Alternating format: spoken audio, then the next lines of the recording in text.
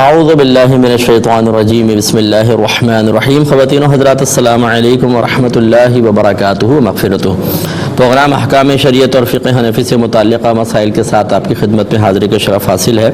کچھ offer questions ہیں. کسی نے پوچھا کہ اگر گیلا ہاتھ ناپاک کپڑے کو لگ جائے تو صرف اتنا ہی جگہ ناپاک ہوگی جو ہاتھ کی لگی ہے یا پورا ہاتھ ناپاک ہو جائے گا؟ دیکھیں جتنا ہاتھ لگا ہے اس میں بھی یہ دیکھا جائے گا. اگر وہ ناپاک کپڑا جو ہے وہ فرض کر لیں وہ بھی گیلا ہے، آپ کے ہاتھ بھی گیلے ہیں، تب تو آپ کا جیسے ہاتھ لگے گا جتنا ہاتھ اس کو لگا ہے یہ ناپاک کہلائے گا. ٹھیک ہے نا، اور باقی نہیں. اور اگر وہ سوکھا ہے، آپ کا گیلا ہاتھ لگا تو پھر ہاتھ پہ اتنی زیادہ تری ہونا ضروری ہے کہ لگ کر اس کپڑے تک پہنچے اور پھر وہ آپ کے ہاتھ تک بھی پہنچے، کیونکہ جب آپ ناپاک خشک کپڑے پر ہاتھ لگائیں گے تو وہ تری آپ کی اس کو وہ جذب کر لے گا، آپ کے ہاتھ میں اس کا اتصال نہیں ہوگا. ہاں اگر آپ کو اسمیل وغیرہ محسوس ہو تو ایک الگ بات ہے، ورنہ بہت ہی زیادہ گیلا ہو تب کہیں جا کے ناپاکی کا حکم ہوگا، ورنہ خشک کپڑے کو ٹچ کرنے سے فوری طور پہ ناپاک نہیں ہوتا.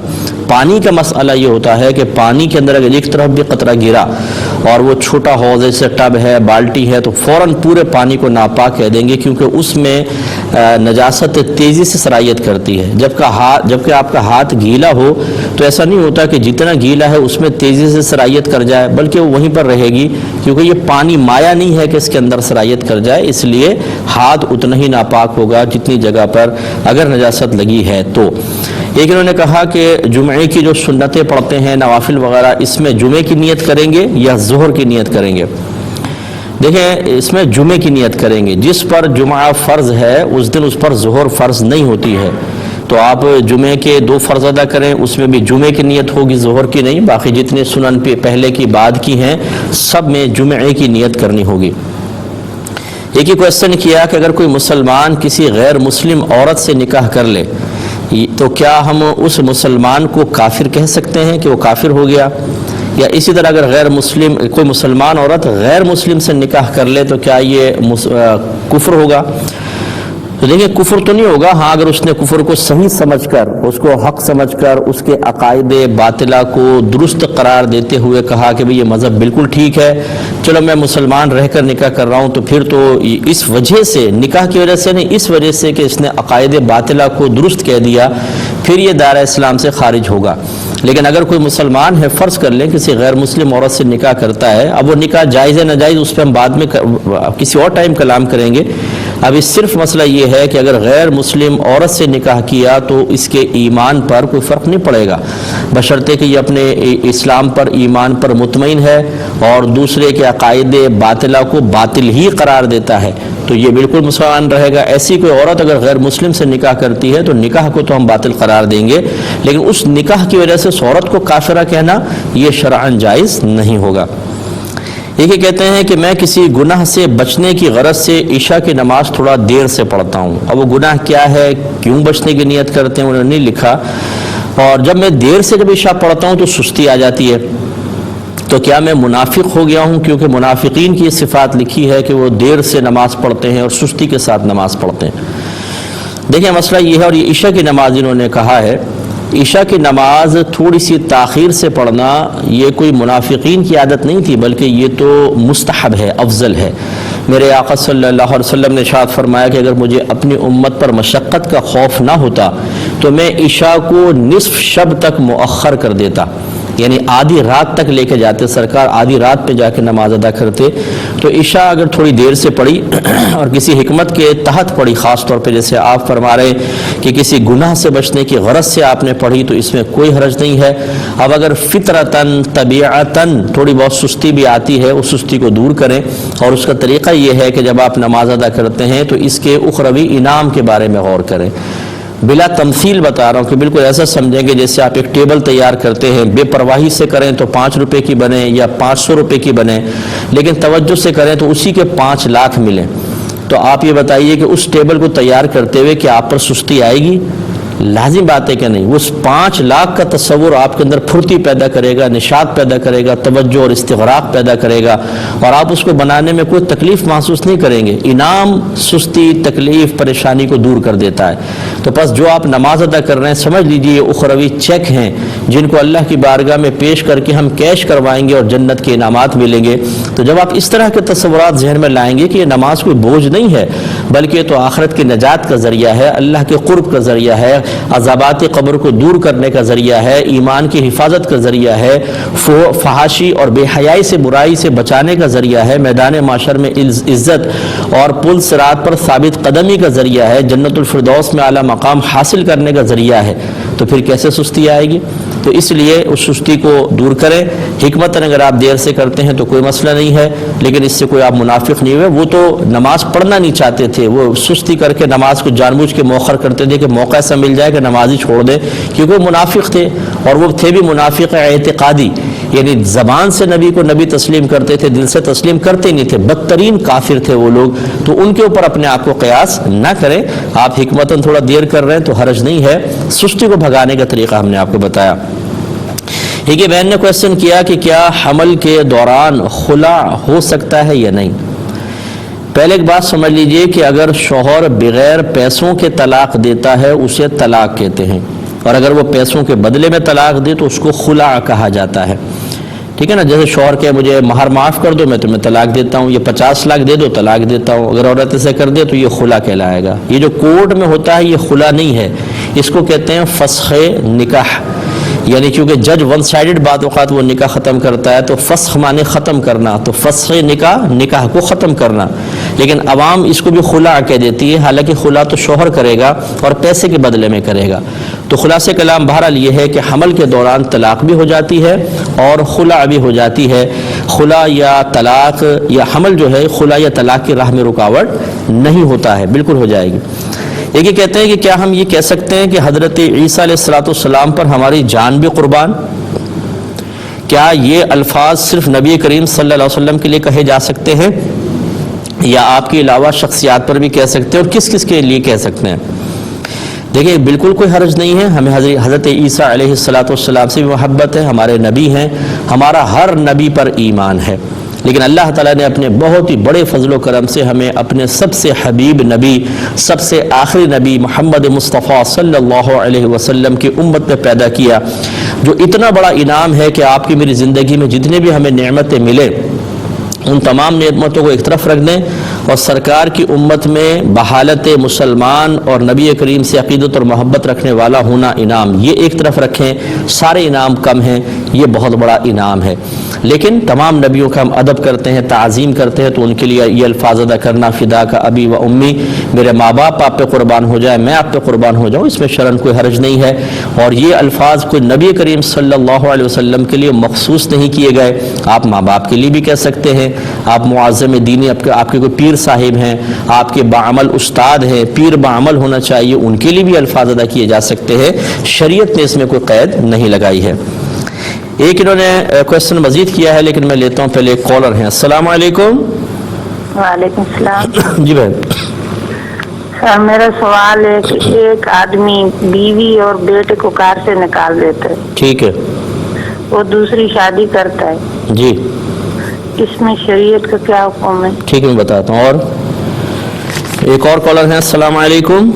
وعلیکم السلام حضور، میرے دو مختصراً سوال ہیں جی۔ جی فرمائیے۔ کہ ایک پلاسٹک کی سبز کلر کی ٹوپی مسجد میں اکثر پڑی ہوتی ہے، جی تو وہ کہا جاتا ہے کہ مختلف ائمہ کرام سے ہم نے سنا ہے کہ اس ٹوپی سے نماز نہیں ہوتی، شرعاً حکم جو ہے وہ فرمائے۔ دوسرا جی بولیے۔ یہ ہے جی امام مسجد اگر نماز پڑھا رہے ہوں تو دوران جماعت ان کا وضو ٹوٹ جائے تو کیا وہ وضو کرنے کے لیے پوری نماز کو توڑ دیں گے، پوری جماعت کا کہیں گے کہ اس کو توڑ دیا جائے، یا وہ آگے سے ہٹ جائیں گے، کسی کو اشارہ دیں کہ وہ بقیہ جماعت؟ ٹھیک ہے، میں بتاتا ہوں۔ جی میں عرض کرتا ہوں انشاءاللہ۔ ایک کویسچن یہ کیا تھا کہ یہ جو کہا جاتا ہے کہ اللہ تبارک و تعالی 70 ماؤں سے زیادہ رحمت رکھتا ہے، اس سے بظاہر ایسا لگتا ہے کہ اللہ کی رحمت محدود ہے، حالانکہ اللہ تعالیٰ کے لیے تو کہا جاتا ہے کہ اس کی ہر صفت لا محدود ہے، تو یہ دونوں چیزوں میں تضاد ختم کیا جائے۔ دیکھیں یہ 70 ماؤں یا 100 ماؤں سے زیادہ مہربان، بعض روایات میں اس طرح کے کوئی الفاظ اگر آپ نے پڑھے بھی ہیں، 70 ماؤں سے زیادہ اگر مہربان ہے تو 70 ماؤں کے اندر تو محدودیت نظر آ رہی ہے، اور اللہ کی رحمت اتنی تو نہیں ہے، وہ تو کہا اس سے زیادہ مہربان ہے۔ اب اس زیادتی کی کیا حد ہے وہ حد بتائیے ذرا، تو یہ بھی لامحدود ہی بیان ہو رہا ہے، تو اس میں کوئی حد بندی نہیں ہے۔ ہاں یہ اگر آپ حدیث بیان کریں کہ نبی کریم صلی اللہ علیہ وسلم نے ارشاد فرمایا کہ اللہ تبارک و تعالیٰ کی 100 رحمتیں ہیں، اس نے ایک رحمت دنیا میں ظاہر فرمائی، اور اسی رحمت کی وجہ سے ہم ایک دوسرے پہ شفقت کرتے ہیں، ایک جانور اپنے بچے پہ شفقت کرتا ہے، اور 99 رحمتیں اللہ تعالیٰ نے محفوظ رکھی ہیں، میدان محشر میں وہ مخلوق میں عام فرما دے گا۔ اس میں کچھ حد بندی نظر آتی ہے، اس کا جواب دیتا ہوں ایک مختصر سے بریک کے بعد۔ بسم اللہ الرحمن الرحیم، پہلے کالز لیتے ہیں۔ السلام علیکم۔ وعلیکم السلام جی بھائی جان، میں بادل بات کر رہا ہوں سر، کراچی سے۔ جی بولیے۔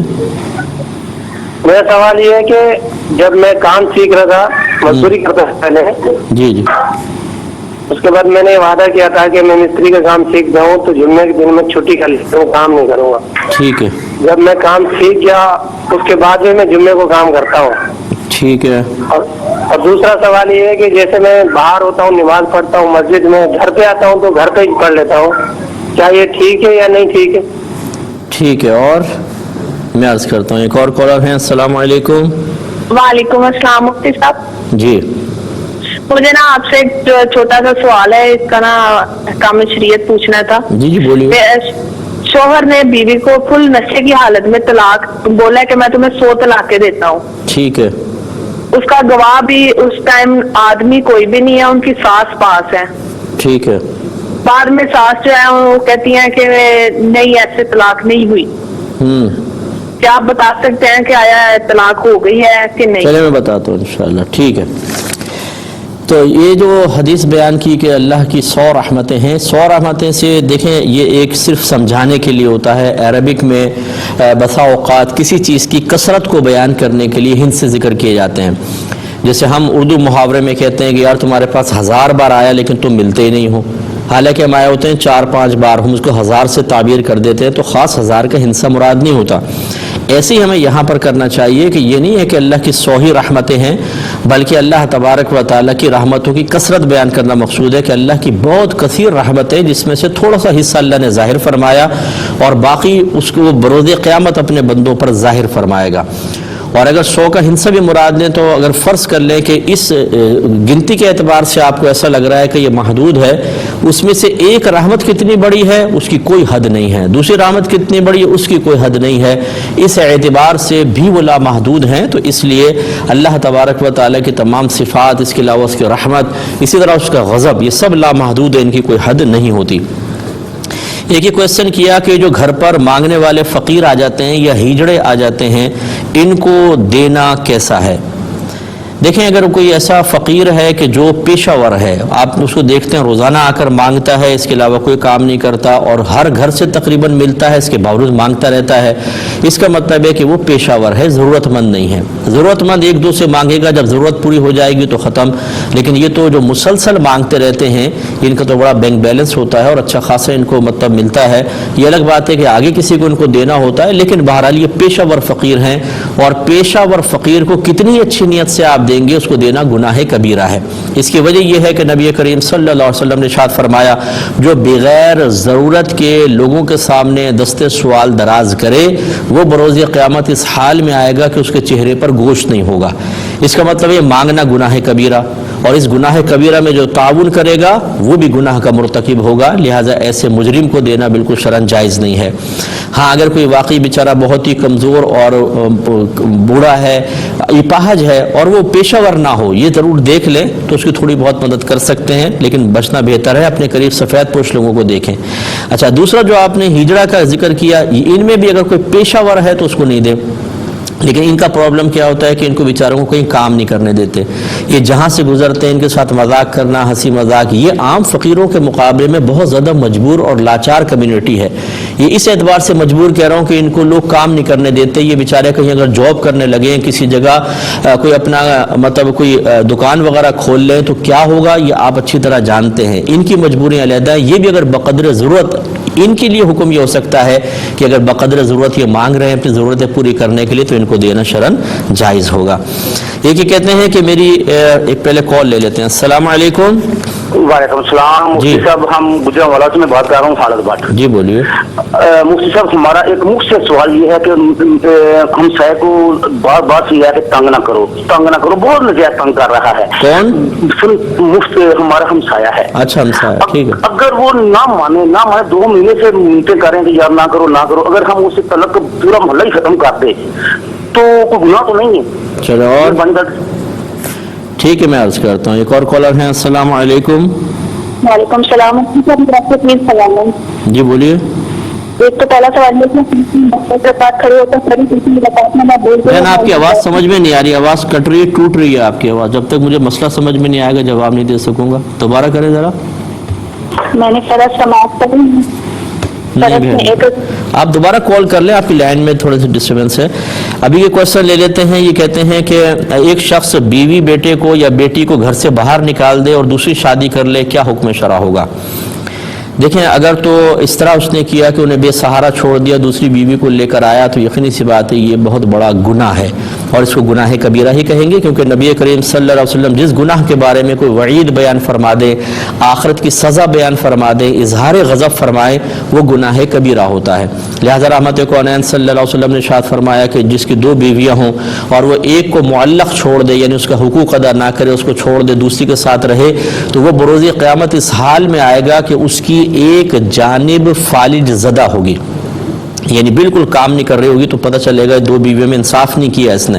اور پھر بچی کو بھی نکال دینا، تو ایک دوسری بیوی کے رسے ان کو نکالنا، یہ دل آزاری، پھر نفقہ نہ دینا، اگر نہیں دے رہا فرض کرے نکال کر، یہ دل آزاری، اور پھر انصاف نہ کرنا، یہ الگ گناہ کبیرہ۔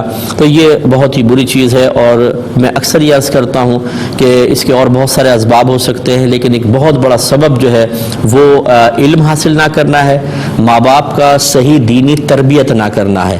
ہم سمجھتے ہیں 6 کلمے سکھا دو، ایمان مفصل ایمان مجمل پڑھا دو، قرآن پاک ناظرہ پڑھا دو، اور کچھ مسنون دعائیں یاد کروا دو، نماز پوری یاد کروا دو، جو صورتیں یاد کروا دو، اور یہ پورا دین ہم نے دے دیا۔ یہ کہتے ہیں کہ سنا ہے جو مسجد میں پلاسٹک کی سبز ٹوپیاں ہوتی ہیں، ان کو پہن کر نماز نہیں ہوتی، کیا یہ صحیح ہے؟ ایسا دیکھیں کوئی عالم تو نہیں کہے گا، جاہلی کہے گا، نماز ہو جاتی ہے، لیکن ان ٹوپیوں کا استعمال حالت نماز میں مکروہ ہے۔ وجہ اس کی یہ ہے کہ اتنی گندی اور غلیظ ٹوپیاں ہوتی ہیں، بعض اوقات یہ کثرت استعمال کی وجہ سے میل ان کے اوپر میل کی تہیں جمی ہوتی ہیں، ایسی وہ کھجور کی جو چھال کھجور کی بنی ہوتی ہیں ٹوپی، اس کی پتوں کی، وہ بیچ میں سے شاخیں پھٹ جاتی ہیں، جیسے انکل سرگم کا سر ہے، اندر سے بال نکل رہے ہیں نوجوان کے، آگے سے پف نکل رہا ہے، وہ آدمی رکوع میں جاتا ہے، وہ پہلے سجدے میں گر جاتی ہیں، اور وہ سر میں جمانے کی کوشش کرتے ہیں، وہ انکار کر دیتی ہے کہ جی آپ کے سر پہ تو جمنے نہیں ہے، اور پھر بچوں کو میں نے اکثر دیکھا فارغ ہو کے یوں پھینکتے ہیں اس کو، فرز بھی جا رہی ہے۔ تو ان کی کوئی مطلب یہ کہ اتنی گندی ٹوپیاں آدمی اس کو پہن کر کوئی شادی میں جا سکتا ہے، کسی عام پبلک کے اندر بیٹھ سکتا ہے؟ نہیں، لیکن اللہ کی بارگاہ میں کھڑے ہو سکتا ہے، یہ صحیح نہیں ہے۔ آپ اپنی ایک ٹوپی بنائیے نماز کے لیے، صاف ستھری سی ٹوپی، اچھی ٹوپی بنائیں، تھوڑا سا پیسہ خرچ کریں اس میں، ساتھ لے کر جائیں، وہ پہن کر اللہ کی بارگاہ میں کھڑے ہوں، تاکہ احساس ہو کہ آپ جب نماز پڑھتے ہیں تو اللہ تبارک و تعالیٰ کی عظمت آپ کے قلب میں ہے اور آپ اس ذات کی تعظیم کر رہے ہیں۔ اس لیے اس ٹوپی میں نماز مکروہ ضرور ہے، یعنی مکروہ تنزیہی کہہ لیجئے، مکروہ تحریمی بھی نہیں، لیکن یہ قول کہنا کہ جی اس کو پہن کر نماز ہی نہیں ہوتی، یہ شریعت پر افتراء ہوگا، ایسا جائز نہیں ہے۔ ایک کالر، اچھا ایک مختصر سا بریک لیتے ہیں، ہمیں یقین ہے آپ ہمارے ساتھ ہی رہیں گے۔ بسم اللہ الرحمن الرحیم۔ ایک کویسچن یہ کیا کہ امام مسجد کا اگر جماعت میں وضو ٹوٹ جائے تو کیا کریں؟ انہوں نے مسجد تفصیل تھی، میں بس اتنا رکھتا ہوں۔ دیکھیں امام کا وضو ٹوٹ جائے تو اس کو خلیفہ بنانے کا حکم ہوتا ہے، یہ نہیں کہ وہ کھڑا ہو کہ ابھی نماز میرا وضو ٹوٹ گیا سب نمازیں توڑ دو، نہیں، وہ ناک پر ہاتھ رکھ کر یوں سائیڈ میں ہو جائے۔ ناک پر ہاتھ رکھنے کا اس لیے تاکہ چلو اس کی شرم حیا رہ جائے، لوگ سمجھے نکسیر پھوٹ گئی ہے، اور سائیڈ میں ہٹ کر اشارہ کرے پیچھے والے کو، جہاں سے امام نے نماز چھوڑی ہے وہ وہاں سے اس نماز کو کنٹینیو کرے گا۔ اسی لیے امام کے پیچھے ان لوگوں کو نماز ادا کرنی چاہیے جو امام کے خلیفہ بننے کی اہلیت رکھتے ہوں۔ جیسے میری اتنی زندگی گزر گئی ہے، میں نے آج تک کسی امام کو وضو ٹوٹتے ہوئے نہیں دیکھا ہے، مطلب نہیں ٹوٹا ہوگا نا، یہ بھی ہوتا ہے تو بہت ہی کم ہوتا ہے، مطلب کہ شاید کسی امام صاحب کو وضو ٹوٹا ہو اور انہوں نے خلیفہ بنایا ہو، لیکن بہرحال خلیفہ بنانے کا حکم ہے، نماز توڑ دینے کا حکم نہیں ہے۔ اور پیچھے والے کو پتہ ہونا چاہیے اگر امام صاحب ابھی یہاں سے ہٹتے ہیں تو میں کس طریقے سے نماز شروع کروں گا، لیکن سب کی نمازیں برباد کرنے کی اجازت نہیں ہوتی ہے۔ یہ بھائی کہتے ہیں ہمارا ہمسایہ ہمیں بہت زیادہ تنگ کرتا ہے، کئی دفعہ اس کو سمجھایا کہ بھائی ایسا نہ کرو، لیکن وہ باز نہیں آتا، تو کیا اب اس کی بری حرکات کی وجہ سے ہم پورے محلے والے اس سے قطع تعلق کر سکتے ہیں یا نہیں؟ دیکھیں اگر واقعی وہ شرری قسم کا آدمی ہے، فتنے پھیلانا، غیبتیں کرنا، ایک دوسرے کے دل پھٹوانا، لڑوانا، اور یا پھر وہ مطلب ہر ایک کے ساتھ ناروا سلوک کرتا ہے، ایسے شخص کا سوشل بائیک آؤٹ کرنے کی شرعاً بالکل اجازت ہے۔ یہ وہ قطع تعلق نہیں ہے جس کو شریعت منع کرتی ہے۔ آپ نے اپنی سی کوشش کر لی، بلکہ کریں، اگر مزید کوشش کر سکتے ہیں اور مزید کوشش کریں، اسے پیار محبت سے سمجھائیں، لیکن اگر وہ باز نہیں آتا تو بالکل پورے محلے کا اس کا بائیک آؤٹ کر دینا، اس سے بات چیت ترک کر دینا، اس کی خوشی غمی میں نہ جانا، اسے اپنی خوشی غمی میں نہ بلانا شرعاً بالکل جائز ہو جائے گا۔ یہ کہتے ہیں ہماری بڑی بہن کی شادی ہوئی، ان کے شوہر سعودی عرب میں ہیں، ان کو باقاعدہ نان نفقہ بھیجتے ہیں، لیکن کورونا وائرس کی وجہ سے وہ زوجہ کو اپنے ساتھ سعودی عرب نہیں لے جا سکتے، تو ہماری بڑی بہن امی کے پاس رہتی ہیں۔ اب ان کا کویسچن یہ ہے کہ جو میری بڑی بہن ہے اس کا ہمارے گھر پر کیا حق ہے اور امی پر کیا حق ہے؟ دیکھیں کوئی ایسا حق الگ حق نہیں ہے کہ اگر وہ شادی شدہ ہو گئی اور شوہر لے کے نہیں جا رہا تو آپ کے اوپر نان نفقہ کوئی واجب ہے۔ ماشاءاللہ ان کے شوہر پیسہ بھیج رہے ہیں تو آپ پہ نان نفقہ واجب نہیں، بلکہ ماں کا حق جیسے پہلے اس بچی پر تھا اب بھی ماں کا حق ہے، وہ ماں کی خدمت کرے، ان سے کوئی بدتمیزی نہیں کر سکتی۔ اس وجہ سے کہ میرا شوہر باہر ہے اور وہاں سے پیسے بھیجتا ہے، بعض اوقات بچیوں کے رویے تبدیل ہو جاتے ہیں، لہجے تبدیل ہو جاتے ہیں، ایک تکبر اور غرور کی لہر سے ان کے اندر نظر آتی ہے، تھوڑی چوڑی ہو کے چلنے لگ جاتی ہیں، اب ہمیں ڈانٹو مت، اب ہمیں روکو نہیں۔ یہ اگر رویہ اختیار کیا تو یہ عارضی نعمتیں ہیں، یہ چھن بھی سکتی ہیں۔ ماں کا مقام بڑا بلند و بالا ہے، آپ کی بہن کو خدمت کرنی چاہیے۔ آپ یہ نہیں کہ اگر بہنوئی پیسہ بھیج رہے ہیں اور بہن کو آپ نے دیکھا کہ پیسے کی فراوانی آئی تو آپ سب مروب ہو گئے اور ان کے حقوق کی تلاش شروع کر دی، اور ماد اللہ ثم ماد اللہ کوئی غریب بہن اگر بیوہ ہو کے مطلع ہو کے گھر میں آ جائے تو اس کی کوئی ویلیو نہیں ہے، سارا گھر کا کام بھی وہ کرے گی، تانے بھی سنے گی، مار بھی کھائے گی۔ یہ ہمارے ہاں بڑے مطلب عجیب و غریب رویے ہیں کہ جس کے پاس پیسہ ہے، جس کا تعلق باہر سے ہو جائے وہ تو بادشاہ ہے گھر کا، اور جو بیچارہ یہاں پاکستانی ہے یا ہندوستانی ہے، یہاں کا رہنے والا، یہاں کمانے والا، اسے کہتے ہیں مٹی کا تیل لے کر آؤ محلے سے۔ تو خلاصہ کلام یہ ہے کہ اس طریقے سے درجہ بندی کرنا اور کسی کے مناسب کو یا درجات کو پرکھنے کی کوشش کرنا، دولت اور اس طرح باہر کے تعلق کی وجہ سے شریعت اس کو ناپسند کرتی ہے۔ ان بہن کا تھوڑا اگر خدا نخواستہ ذہن اوپر گیا ہو تو ٹھنڈا کر کے نیچے لائیں، بولے کہ اپنی اسی روش پر رہیے، آپ کو گھر کا کام بھی کرنا چاہیے، اگر کرنا چاہیں امی کی خدمت کریں اور بالکل تکبر اور غرور میں مبتلا نہ ہو، ورنہ اللہ تعالیٰ ناراض ہوگا۔ یہ کہتے ہیں اگر ناپاک بدن پر پاک کپڑا پہن لیا جائے تو کیا پاک کپڑا بھی ناپاک ہو جائے گا؟ دیکھیں ناپاک بدن سے مراد دو ہو سکتے ہیں، ایک یہ کہ اس پہ نجاست حکمیہ طاری ہو، یعنی ایسی نجاست جو آپ چھو نہیں سکتے، اس کی اسمیل نہیں ہوتی، نظر نہیں آتی، جیسے بے وضو پن یا حالت جنابت یا کسی بہن کا حالت حیض و نفاس میں ہونا، تو یہ نجاست چونکہ چھٹ کے لگتی نہیں، اگر اس حالت میں بدن کے اوپر کپڑے پہنے وہ کپڑے بالکل پاک رہیں گے۔ دوسری نجاست حقیقیہ ہوتی ہے جس کو آپ دیکھ سکتے ہیں، جس کو چھو سکتے ہیں، جس کی اسمیل وغیرہ ہوتی ہے، جیسے بچے کا پیشاب یا بچے دودھ نکال دیتے ہیں جو وہ دودھ کی الٹی کر دیتے ہیں، یہ ناپاک اور پیشاب کی طرح نجاست غلیظہ ہے۔ یہ اگر بدن پہ لگی تھی اور گیلی تھی، ابھی آپ نے اس پہ لباس پہن لیا اور اس سے لباس گیلا ہو گیا تو لازم بات ہے کہ وہ ناپاک ہوگا۔ ہاں اگر پیشاب بدن پہ لگا تھا، خشک ہو گیا، اسمیل بھی ختم ہو گئی، وہ جگہ ناپاک رہے گی۔ لیکن آپ نے کپڑے پہن لیے اور کپڑے کے اندر اس پیشاب کی اسمیل وغیرہ نہیں آئی، کوئی اثرات وغیرہ نہیں آئے، تو اب یہ کپڑے پاک رہیں گے کیونکہ نجاست کا اثر ظاہر نہیں ہو رہا۔ لیکن اگر گیلی نجاست ہے، حقیقی نجاست ہے، تو پھر وہ کپڑا ضرور ناپاک کہلائے گا۔ یہ کہتے ہیں کہ کیا نبی کا قرب مانگنا یا چاہنا، مثلا یوں اللہ سے دعا کرنا کہ اللہ تعالیٰ تو اپنا اور اپنے حبیب کا قرب عطا فرما دے، یہ صحیح ہے، اس میں کوئی حرج تو نہیں؟ تو بالکل حرج نہیں ہے۔ قریب کا مطلب، قرب کا مطلب کیا ہے؟ شناسائی کا بڑھانا، نبی کریم صلی اللہ علیہ وسلم ہمیں پہچانے. ویسے تو ہر امتی کو پہچانتے ہیں لیکن پہچاننے میں بھی فرق ہوتا ہے. آپ اپنے پورے کلاس فیلوز کو پہچانتے ہیں لیکن جب دوست پہ نگاہ پڑتی ہے دل میں محبت پیدا ہوتی ہے, پیار پیدا ہوتا ہے, بات کرنے کو دل چاہتا ہے, اس کے ساتھ جانے کو دل چاہتا ہے, گھومنے کو دل چاہتا ہے. اسی طریقے سے جب بزرگ ہستیاں کسی کو اپنے قریب کر لیتی ہیں تو قریب سے مراد جسمانی قربی نہیں, روحانی طور پہ قریب کر لیتی ہیں تو اس کو محبت بھری نگاہ سے دیکھتی ہیں. ان کے لیے خصوصی دعائیں کی جاتی ہیں, ان کے درجات کی بلندی کا سامان کیا جاتا ہے. اس طرح کا قرب طلب کرنے میں شرعاً کوئی حرج نہیں ہے. ایک انہوں نے کویسچن کیا کہ چھوٹے دودھ پیتے جو بچے ہوتے ہیں ان کے ہونٹوں کو بعض اوقات لوگ کس کرتے ہیں, بڑے جو ہوتے ہیں, یہ صحیح ہے کہ نہیں ہے؟ دیکھیں کر سکتے ہیں چاہے وہ لڑکا ہو چاہے لڑکی ہو, کیونکہ اتنی چھوٹی سی بچی جو دودھ پیتی ہے مثلا 1 سال 2 سال مدت بھی لکھی, یہ مطلب مشتہات نہیں ہوتی ہے, یہ کر سکتے ہیں لیکن نامحرم کو بہرحال پھر بھی احتیاط کرنی چاہیے. والد صاحب بھائی وغیرہ کر سکتے ہیں اور ماں بھی کر سکتی ہے. اب چونکہ وقت ختم ہو گیا ہے, اپنے میزبان کو اجازت مرمت فرمائیں. آپ ہمارے لیے دعا کریں, ہم آپ کے لیے دعا گو ہیں کہ اللہ تعالیٰ آپ کو دینی تربیت خود بھی حاصل کرنے دوسروں تک پہنچانے کی توفیق عطا فرمائیں. آمین. وآخر دعوانا ان الحمد للہ رب العالمین.